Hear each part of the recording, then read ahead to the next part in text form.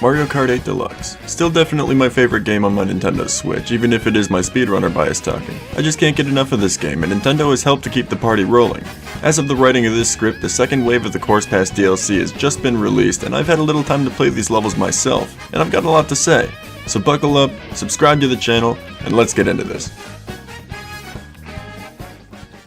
Our first new cup is the Turnip Cup, and just like the last two DLC cups, it starts with a course from Mario Kart Tour. New York Minute has us driving through Times Square and Central Park in New York City. In classic Mario Kart Tour fashion, this level has 3 laps that will play out differently each time you pass the finish line, and honestly, this one has me coming around to these tracks a little more. I really like all the corners and bumpy paths, and overall everything is really nice to look at.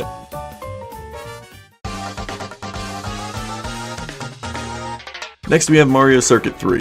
This stage has remained 100% like its original game, maybe aside from the coin placements on the road. It's flat, it's simple, there's one sharp turn, and I think that's nice. The second course of the first wave was Toad Circuit, and I think this one is about as simple as that, so it makes sense that they'd put it here. Moving on, we've got Calamari Desert. Some may think since Mario Circuit remained true to its original self that Calamari would as well, but they've actually gotten really creative with this one. The first lap will play out exactly how you'd expect it to, but the second time through you're prompted to drive onto the railroad tracks where you'll enter a tunnel to start your third lap. Then you'll eventually get off the tracks and finish your lap normally, but I love that they did this. I'm almost positive that this was a reference to the Easter egg in Mario Kart 64 where if you took a star through the train tunnel you'd finish a lap with a secret shortcut, and I just think that's a nice nod. The course to finish the Turnip Cup is Waluigi Pinball. This is an iconic stage to me from the Mario Kart DS game, and I'm glad to see it's here in its full glory. The pinballs are obnoxious, the turns are really sharp, especially on 200cc, and there are new sounds for both the item box and the new lap fanfare.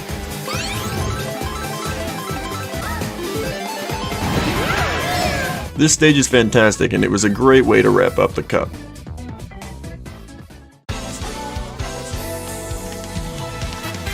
The second cup's Mario Kart Tour level is Sydney Sprint. I really like this one. There were a lot of highway moments on this track which I really liked already in Tokyo Blur from the last DLC, and you get to drive through the Sydney Opera House. It's really cool as long as you're able to forget about the two-dimensional audience watching you drive through.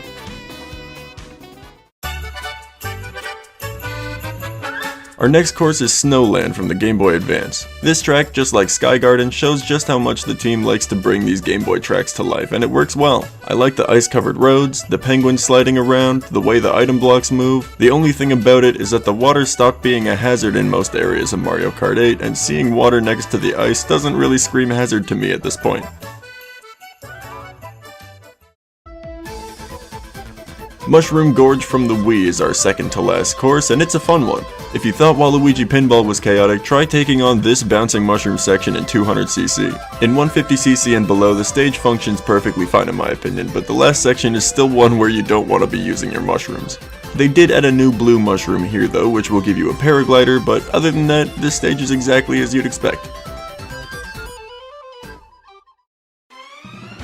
And now our final course, Sky High Sundae.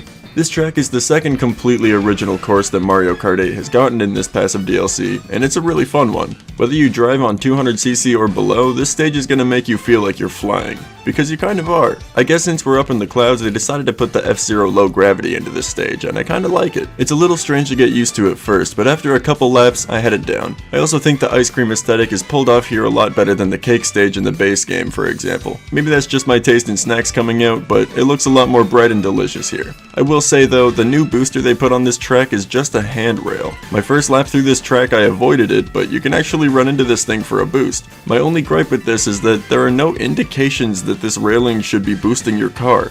It's not a magnetized rail, it's not glowing with the yellow and orange boost colors, nothing. It functions perfectly fine though, and this stage is very fun to drive. And those are the only cups we get until Wave 3 comes out. I'm really excited to keep covering these courses because they seem to keep getting better. I'm having a blast with the new Mario Kart 8 Deluxe DLC, but let me know if you have any opinions on it in the comments below. For now though, my name is Myloe, and I'm out.